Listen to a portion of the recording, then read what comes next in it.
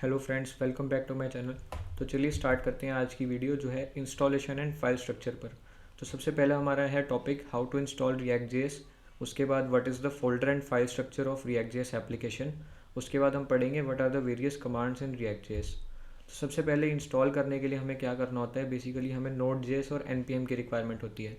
तो node JS आपको install करना है 14.0.0 या फिर उससे ज़्यादा, और एनपीएम जो है आपका 5.6 या उससे ज़्यादा वर्जन होना चाहिए। तो नोड जेएस और एनपीएम आपको नोड जेएस की ऑफिशियल साइट पर मिल जाएगा। इसके बाद आपको चाहिए इंटीग्रेटेड डेवलपमेंट एनवायरनमेंट, जो हम सबको पता ही है कि वो उसके अंदर हम कोडिंग करते हैं।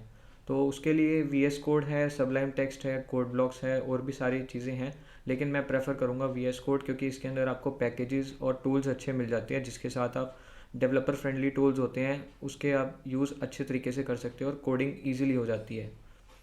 तो उसके बाद अगर आप ये इंस्टॉल कर देते हो, उसके बाद आपको सिंपल एक कमांड करनी है use npx create react app, उसके बाद ऐप का नेम। तो चलिए स्टार्ट करते हैं, अब इसको एक इंस्टॉल करके चेक करते हैं। तो हम लिखेंगे npx create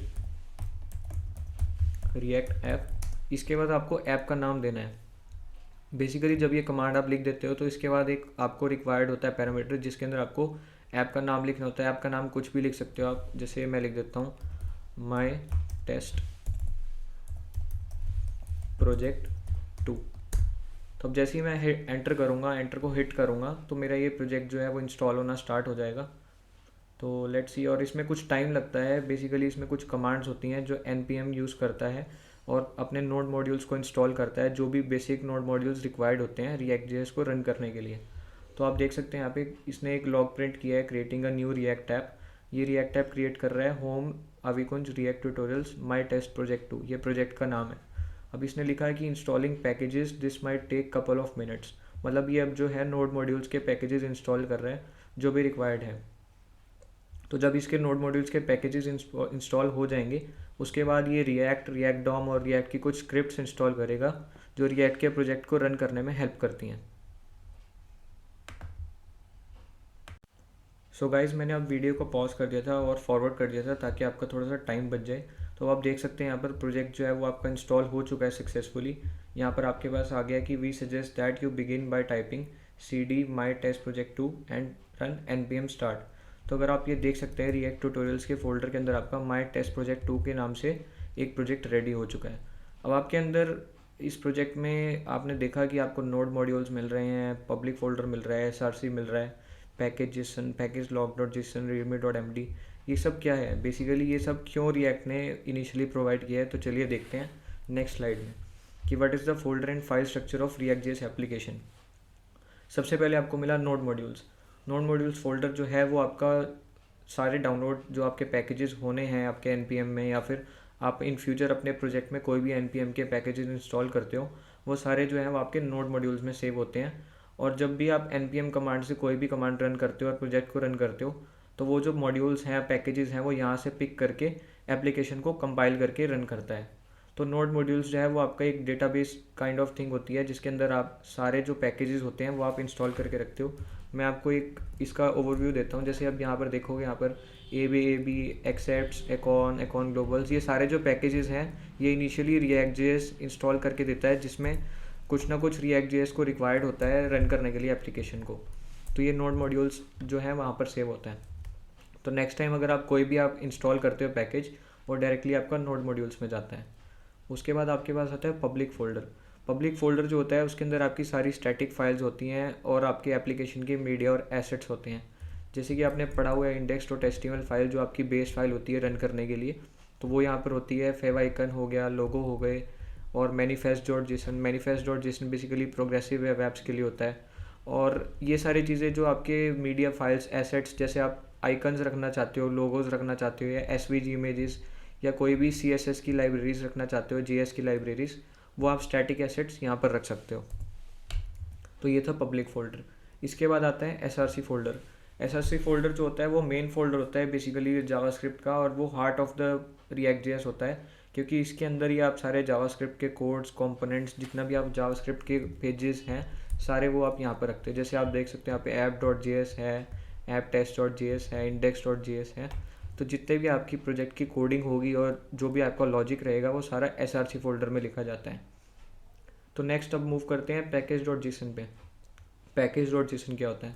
बेसिकली ये फाइल होती है जो ट्रैक रखती है आपका डिपेंडेंसीज का, जो भी आपके प्रोजेक्ट में इंस्टॉल होगी, और वो एक जेसन फॉर्मेट में डिपेंडेंसीज का ट्रैक रखती है। अगर मैं आपको दिखाऊं पैकेज डॉट जेसन, तो एक बार अब यहाँ देखेंगे, जैसे आपको नेम मिल रहा है यहाँ पर माई टेस्ट प्रोजेक्ट 2, मतलब इस प्रोजेक्ट का नेम है माई टेस्ट प्रोजेक्ट 2। इसका वर्जन कौन सा है? 0.1.0।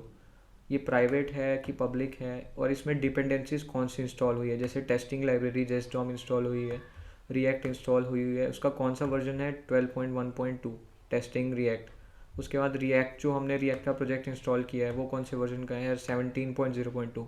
सो ये लेटेस्ट वर्जन है। तो जो भी आपकी डिपेंडेंसीज की डिटेल्स या जो भी आपने पैकेजेस इंस्टॉल किए हैं वो सारे आपके पैकेज डॉट जेसन में सेव होते हैं। उसके बाद आता है पैकेज लॉग डॉट जेसन। ये ऑटो जनरेटेड फाइल होती है। इसके अंदर बेसिकली जो भी हम npm के ऑपरेशन इंस्टॉल करते हैं या फिर npm के ऑपरेशन यूज़ करते हैं, जैसे हमने कोई पैकेज इंस्टॉल किया या फिर हमने कोई पैकेज मॉडिफाई किया, तो पैकेज लॉग डॉट जेसन जो है वो ऑटोमेटिकली अपडेट होती रहती है और इसके अंदर लॉग्स जो हैं वो प्रिंट करती रहती है और नोड मॉड्यूल्स का ट्री इसमें क्रिएट होता रहता है। तो ये बेसिकली एक ऑटो जनरेटेड फाइल होती है और इसके अंदर आपको कोई लेना देना नहीं होता है।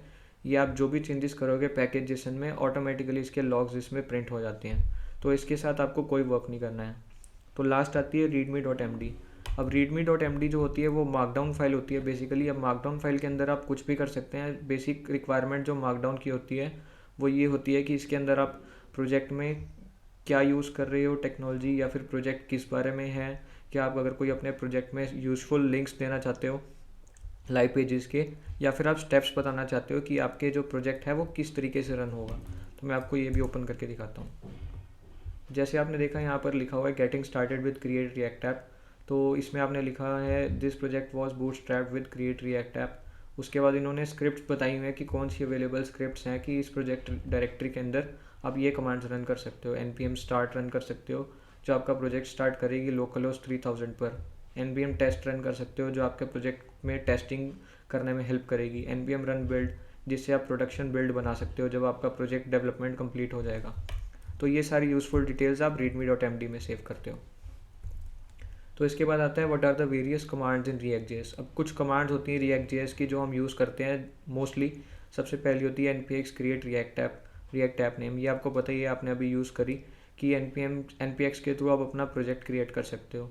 उसके बाद अगर आप ऑल्टरनेटिवली यूज़ करना चाहते हो प्रोजेक्ट क्रिएट करने के लिए, आप npm के थ्रू भी कर सकते हो। npm init रिएक्ट ऐप और प्रोजेक्ट का नेम, ये भी यूज़ होती है प्रोजेक्ट क्रिएट करने के लिए।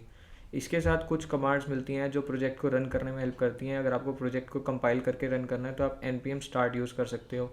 अगर आप जैसे प्रोजेक्ट की डेवलपमेंट कंप्लीट कर चुके हो तो आप npm रन बिल्ड यूज़ कर सकते हो, जिससे आपका प्रोजेक्ट बिल्ड हो जाएगा प्रोडक्शन रेडी के लिए। उसके बाद लास्ट कमांड आती है npm रन टेस्ट। अगर आप कोई टेस्टिंग स्क्रिप्ट चलाना चाहते हो या कोई अपने एप्लीकेशन में टेस्ट करना चाहते हो टेस्ट केसेस लिखकर, तो आप npm रन टेस्ट चला सकते हो। तो मैं एक बार इसको प्रोजेक्ट को स्टार्ट करके दिखाता हूँ। तो सिंपल हमें कुछ नहीं करना है, इसको टर्मिनल में प्रोजेक्ट को ओपन करना है और प्रिंट करना है npm स्टार्ट। तो जैसे ही मैं यहाँ पर npm स्टार्ट करूँगा ये ऑटोमेटिकली स्क्रिप्ट्स रन होंगी स्टार्टिंग द डेवलपमेंट सर्वर, और ये मेरा जो है वो ब्राउज़र पे ऑटोमेटिकली लोकलहोस्ट 3000 पर जो है सर्वर को रन कर देगा। तो आप देख सकते हैं यहाँ पर रिएक्ट जेएस एप्लीकेशन जो है हमारी स्टार्ट हो चुकी है। तो आज के लिए बस इतना ही। तो quote of the day is keep your face always towards the sunshine and shadows will fall behind you. तो ये दिया गया था वॉल्ट विटमैन के थ्रू। तो thanks for watching my video. अगर आपको वीडियो अच्छी लगी तो please like share and subscribe and stay tuned for more videos. Thank you.